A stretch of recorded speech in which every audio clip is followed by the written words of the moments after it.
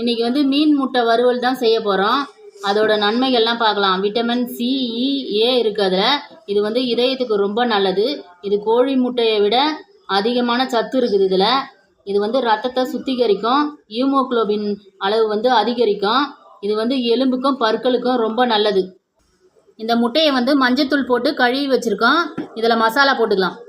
ஒரு முட்டையே எவ்வளோ பெருசு இருக்குது பாருங்கள். இதை பீஸ் பீஸாக கட் பண்ணி எடுத்துக்கலாம். மீன் முட்டைக்கு தேவையான மசாலா அரைச்சிக்கலாம். சின்ன வெங்காயம், மிளகு, சீரகம் போட்டுக்கலாம். கறிவேப்பிலை, கொத்தமல்லி போட்டுக்கலாம். இதை எல்லாத்தையும் பேஸ்ட்டாக அரைச்சிக்கலாம். தேவையான மசாலா போட்டுக்கலாம். மஞ்சள் தூள், மிளகாய் தூள், தேவையான அளவு இஞ்சி பூண்டு பேஸ்ட் போட்டுக்கலாம். தேவையான அளவு உப்பு, அரைச்ச விழுத சேர்த்துக்கலாம். தேவையான அளவு லெமன் புழிஞ்சு விட்டுக்கலாம். தேவையான அளவு கார்ன்ஃப்ளவர் மாவு போட்டுக்கலாம். இந்த மசாலாலாம் நல்லா பிசைஞ்சிக்கலாம். மீன் முட்டையெல்லாம் போட்டு நல்லா மசாலாவில் கலந்து விட்டுக்கலாம். மசாலா போட்டாச்சு. இப்போ அரை மணி நேரம் ஊற வச்சுக்கலாம்.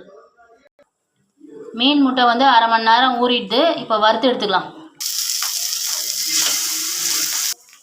தேவையான ஆயில் விட்டுக்கலாம். நல்லா வாசனைக்காக கறிவேப்பிலை போட்டுக்கலாம். மீன் முட்டை நல்லா வெந்துடுது. இப்போ எடுத்துக்கலாம். மீன் முட்டை வறுவல் ரெடி ஆகிடுது. வாங்க சாப்பிட்லாம்.